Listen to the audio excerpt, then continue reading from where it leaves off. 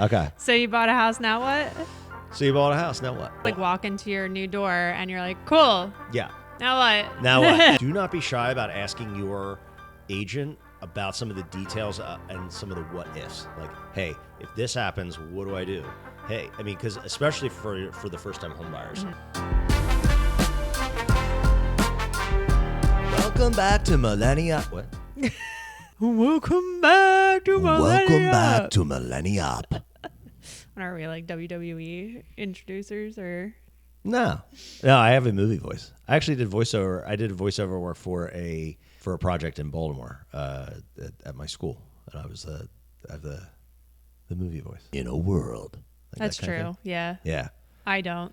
No, I no. would be the first to get fired. No, it was that guy. Like It was that guy in I think it was a Geico commercial. Like the Don LaFontaine. He was a movie guy. He died. He died like 3 years ago. But he was like, he did all those previews for all those movies, like in the 80s and 90s. In a world, you know. Do you say anything else other than Yeah. in a world? Well, no, but it's just like, there is a world where. Well, if real estate doesn't work out, then you can just I can do voiceover work. Well, actually, I think that'll be replaced by ChatGPT, but, you know. Anyway, okay, so what are we talking about today? Oh, that's quite a seg, by the way. Quite a seg. You okay? You seem like caught off guard. You up for this? Yeah, I'm up for this. Okay. So you bought a house, now what? So you bought a house, now what? Yeah, so I wanted to talk about this today just because this is something that a lot of, we obviously have clients, and that's something that comes up. Where Congratulations, you bought a house. We're Congratulations. either sending you this, or I just realized that I'm looking at the wrong camera. Yeah, we've got some B-roll going today, guys. No, but real estate's really great at getting people to the settlement table, but then, really great agents, and I like to put ourselves into that category, humbly advise people after that. Right. So you don't just like walk into your new door and you're like, cool. Yeah. Now what? Now what? And so I want to create this episode for everyone, obviously, on our, of our clients who settle on a property. This is for you. I wanted to create this episode just because then now I can send this to our clients to say, okay, these are the things that you do. This is stuff I never got when I bought my house. That would have been very beneficial. That's why we're full service. That's great. So what do we got? You want to go over it, or do you want to go back and forth? Or We'll go back and forth, sure. Okay. I mean, we can start with safety. Yes. Change your locks. So the seller is required to bring every copy of a key that has ever existed to settlement to give to you. But you don't know that, like, Aunt Jerry. I was going to say Jemima. Whoa. I was going to say Aunt Jerry and then whatever. Anyway, you don't know that, like, aunts, uncles, like, friends, distant cousins, whatever, that watched their dog once doesn't have a key. So just for safety measures, go in and change all the locks. Yeah, it's also just, home renovations that took place 5 years ago. There's a contractor who had a key because they were on vacation. Like, you just never know. A lot of times your insurance company, or if you have a home warranty, there is a free rekey because they are incentivized to make sure that your property is secured. A lot of people also install Ring cameras. A lot of houses now that come with them. If it's written in. No, they come with it unless it's not written. Yeah. So there was a huge thing, guys, like 10 years ago when these Ring cameras started coming on where they're considered like the same as like a thermostat or a light switch, where they are actually affixed to the house. So if you don't actually write it into the agreement of sale that you are taking it with you, it actually goes with the property. A lot of people forget that. So the way that I use to describe to people what comes and what goes is if you take your house, you flip it upside down and you shake it. If it falls, then it's personal property and it leaves. If it doesn't, then it stays. And a lot of people bought their Ring cameras and bought their Nest thermostats, and then the buyers get real upset on walkthrough day when they see it's not there. So I just had a heavy listing. And I was very specific to make sure, because I know that like my guy is very high tech and has it's like straight up smart house, and he plans on taking it all with him and does not plan to transfer it. And I was like, first things first, we write that in as an exclusion, because otherwise you'd be very upset when I tell you that it needs to stay. Or I've bought two. Yeah. I've bought two.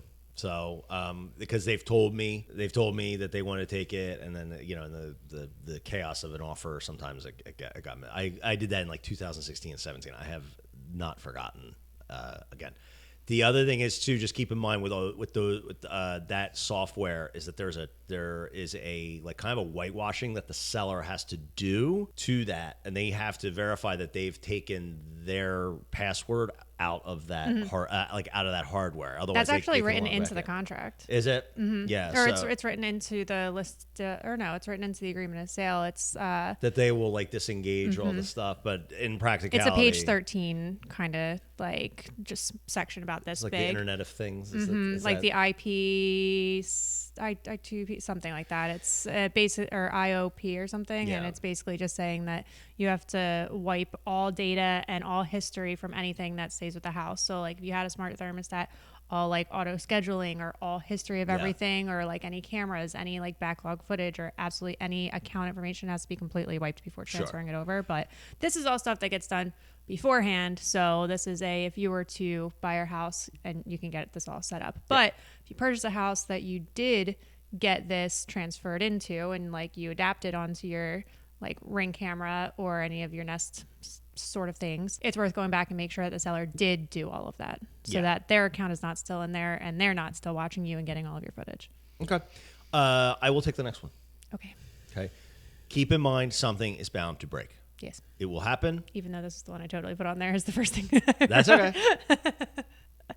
If long as gravity exists and there's RPMs going through a piece of equipment in your house, something's going to break. So And it's going to happen so shortly after yeah, settlement. it almost always happens. Hopefully not like the day after, but yes, it will happen, and that is exactly what realtors are here for. That's what insurance is there for. If you have a home warranty, that's what that's there for. Do not be shy about asking your agent about some of the details and some of the what ifs. Like, hey, if this happens, what do I do? Hey, I mean, because especially for the first time home buyers, they've never had to file a claim. They don't know what to do. They've never lived in that style of house. So like, I had someone who lived in a condo and then they moved into a house, and they had water in their lower level, and they had lived in like the third story of a condo building. So they had never had any kind of experience with like water infiltration. So It's a really good segue to another one. what's that?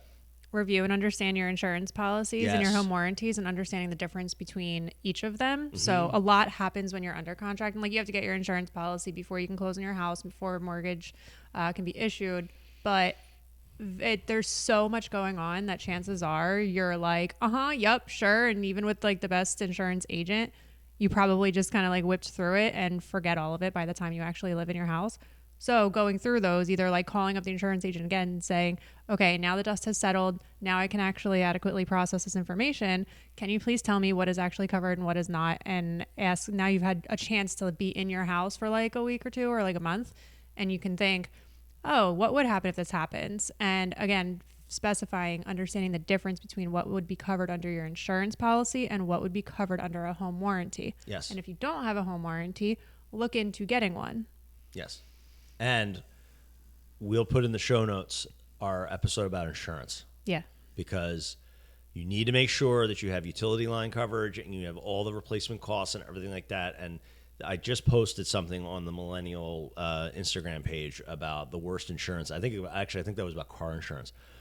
But guys, like, the insurance business, especially right now, is an absolute race to the bottom. And they will try to, knowingly or unknowingly, they will try to skimp on coverages in order to get the best price, but it will not cover you, and it is worth its weight in gold. I've had 3 insurance claims in my life. One was, one was the floor in my house heaved due to moisture in my crawl space. The other one was a third story toilet that overflowed through my entire house. Believe me, you want coverage. So that's a good one. I got a roof for $350. There you go. And actually, I just had this conversation with one of my clients saying that, and if there is like really bad weather, like heavy winds or whatever, it's worth getting up on the roof and seeing if it did any damage, so that if something does happen to it, that you can be sure to file the claim for it when it happens. There is also, guys, there are so many changes coming to insurance, and that's for even people who have their nose clean, with trees and flooding and act of God. Like, flood insurance, like, is like, even in an area that doesn't flood, even if you have flood, most people don't realize that flood insurance doesn't actually cover water coming into your house. I'm sorry, flood insurance only covers water that comes into your house, but even then, it usually doesn't cover your personal property. So if you have a basement, water comes through your window well and comes in from the outside. It doesn't cover your personal property. It Or if your doesn't cover sump the pump fails. drywall. It will literally just cover like making sure that there's like no mold in it, mold in the house. So it's not very good, but you can get a lot of coverages. You just need to ask. So that's definitely a good one. I'm glad you brought that one up. Thanks. And unfortunately, we have too much experience with bad insurance claims and bad companies. So that's why it's a good one to bring up. Okay, next. Schedule regular maintenance. Yeah. Yeah. So things like servicing the HVAC, that's a big one. So, I mean, this isn't something you're going to do necessarily immediately unless it hadn't been done. And chances are on the seller's disclosure when you purchased your house, it'll say when it was last serviced. And if you don't know, you might as well just check it. So there's like regular scheduled maintenance for that. There's even just switching out air filters. Yeah. As small as that is, it's something nobody ever told me. And it wasn't until like I remember that. You know that meme where it's the guy just covered it, the coal miner covered in dust, and it's like this is your air filter looking at you every time you pass by your furnace or something. that's mine. Yeah, and it chokes, and like you can literally double your like the electric usage, the amperage coming through that thing because it is trying to like. It's literally trying to like suck air through a rock. I'm not gonna lie, I'm so good at giving advice and terrible at taking it No, because my air filters look like a 72-year-old woman who has been smoking 3 packs a day for the past 60 years. Yeah, I mean, where you pull it out and like puffs come out. Yeah, no, and that is a really good one. That's an easy one though. If you haven't even thought of your air filter yet, go check it. Go check it. And I'm not judging you, but go check it. Yeah, like have mercy on your HVAC equipment. Plus, it extends the life. Like you just imagine if you're choking out your HVAC system, it's gonna be harder on it. It's not gonna last as long. The other thing is too, and this is a big one that people forget, especially this time of year.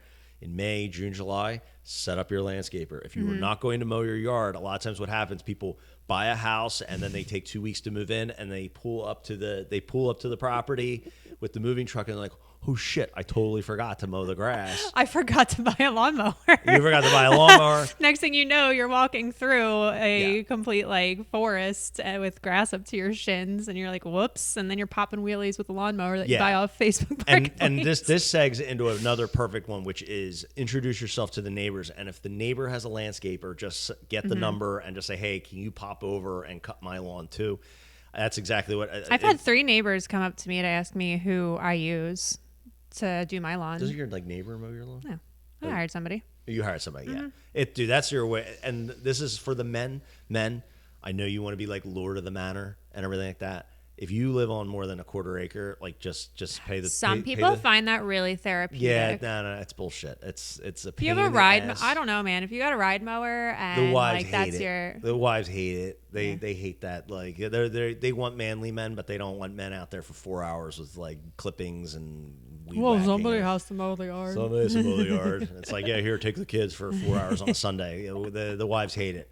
I mean, the wives love it, and they love like drinking coffee and looking out the window at their burly man, covered in grass clippings. That's great, but that's another one. Introduce yourself to the neighbors, especially in those like first few months, because you just never know. I bought a house in 2000. We moved in right before the pandemic, and it was really hard to meet neighbors. But overall, it's a great way to kind of start the kind of the social perk of like owning a house in a great neighborhood is to I'll tell you what, no better way to meet neighbors than to have a dog. Well, that's true. It wasn't until my friend moved in with me and she has a dog that she met. I had lived my house for 2 years. She was there for 2 weeks. All like reclusive and like hermit. Yeah, I would hermit. I go to work. This is when I was working retail. I worked at every shift imaginable all in the same week, and I went to work, came home, hermit, and between that and having a baby too, it was just like I was just dead to the world as soon as I got home. I didn't talk to anybody. For as extroverted as I am, I was also like I don't bother me, leave me alone. But she lived with me for all of 2 weeks, and she knows the sweet old lady across the street. She knows my next door neighbor who knows absolutely everything about everything in our entire neighborhood from when it was built. We also got the nurses that are next door to me. And then we also got people down at the other end, the other person with the German Shepherd down the street Sure. with the other tiny dog. And then the drama that's going on between them and this other neighbor's dog. And between being like a bus stop mom and a dog owner, she knew the entire neighborhood Yep. more in 2 weeks than I did in 2 years. So get a dog. Yeah, get it on. No, but it's also great just for people to kind of look out for your property. Yeah. People can kind of look out for each other, and it's also just good for you. Sociologists have actually studied this, where the whole way we've been building houses for the last 50 years hasn't been totally beneficial to our own mindset, because everyone pulls into their garage, closes the garage door. We don't talk to our neighbors nearly as much as we did. Which is a shame. I had a great childhood in terms of the concrete jungle. yeah. Yeah. There were always kids outside. Yeah. There was no asking to go, can I go over to so and so's house? Like, Yeah. no, you just go outside, you How see about a kids, play they all date? hang Can out. we do a play date? Well, No. what's a play date? You go outside, there's maybe I'm sure an adult was watching, possibly. But even then, it's not. Did you ever see that movie Belfast? No. The one, the Christopher Nolan one. It's all like in black and white or whatever. It was like out like 2-3 years ago, but it's really interesting because like all the parents are working, or like the mothers are all tending to the house, and it's based in like I think like the early 20th century, and all the kids are just out. Yeah. And it's just like everybody's it's out. not And like that anymore. I mean, from what I'm it seeing, is sometimes it is if but you live in like in my community. Like, I mean, Ben will come and say, hey, I'm gonna run up to, he doesn't ask, he's just like, hey, I'm gonna run up to Collins and see if he's around. I'm like, okay, because I just I was love like, I that. want to know where they are. But I just let them go. And like, I mean, Jane walks up to the local park with her friends, and it's like, I mean, I know that there's a lot of worry about neighbors and a lot of worry about society, but statistically, this is the safest time humans have ever lived. American society is the safest humans have ever been, despite what you see on TV and you hear the horror stories. But generally, people don't want your kids. They want kids. there are days that I don't even want them. I know, there's plenty of days. Plenty of days where Just kidding, I love my child. where boarding school is an option. No. Okay, so what else we got? Okay, we also have, oh yeah, that was a big one. So this should actually probably happen like the day you move in, like when you're working on changing the locks. While you're waiting on the locks to get changed, go find all of the major shut-off valves in the house. So, Actually, that should take place if you get inspected. That the inspector should show that to you. But a speaking good of refresher. inspection, if you don't get an inspection, Yeah. you can still get one now. Yes. And still find out all about your house and get a post-settlement inspection. Yep. It's good to do. I mean, like I said, if you got your house without an inspection,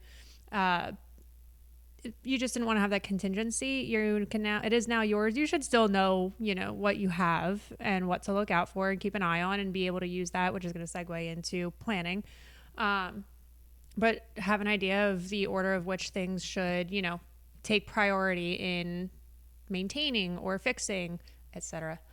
So yeah, when the inspector comes through, they'll also show you where all the major shut-off valves are. So if you need to shut off the gas, you need to shut off the water, you know where those are. Yeah, and that's going to seg us into our last point, and this is my favorite one. Although the ones then take it away, Seth. The ones that we've gone over are really great ideas, but if I put a lot of people in homes and they have a plan to potentially renovate the property down the road, have that general contractor in now.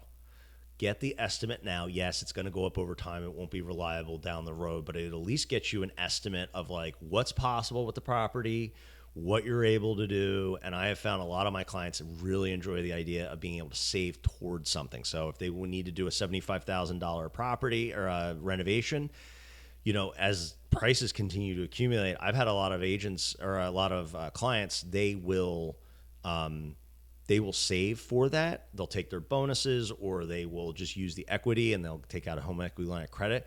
But it has been really helpful for my clients to understand what is actually coming down the pike and what it looks like logistically. And you can ask all those questions of that general contractor to talk about process, talk about pricing, talk about how to plan accordingly for when it's going to design happen. and like all that good stuff. What's all going to be involved? Like, do we have to excavate? Can we just just knock down a wall? That type of thing. So that's one that I always try to get my clients to do because like, I don't want to like, I don't want to waste anybody's time. It's like, no. Like a general contractor would love to have an opportunity to walk you through it. And then they're also busy. They're not they'll looking give for you business right away anyway. They'll give you ideas too and better idea of when to do things. Like we were talking to Brian and Sam in our last episode or one of the last episodes about when they got their kitchen remodeled. It would probably be a lot easier to do it in like a spring or summer when you can use your grill outside or you can eat outside and you don't have to worry about eating in your kitchen. Don't renovate your kitchen in the winter.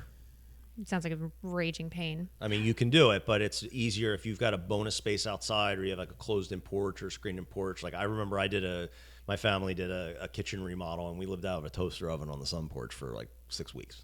Yeah. And to go on the planning piece, it's kind of like the episode where we were talking about living in your parents' basement in order to buy a house. Like you can live in your parents' basement for years and get nowhere. That's still great advice, by the way. Well, right. So, but the whole point that we made in that episode was you could stay there for years and years and get nowhere if you don't have a plan. Yep. If you have the plan of what you want to do and have your goal, you actually have something to work towards. Yep. So, no, I think this is a great list. There's some other stuff, but I feel like this would be... It's a start, and I'm excited to just start sharing this with our clients because this is like, okay, now what? And so hopefully you guys found this helpful, and we'll see you on the next one. Bye.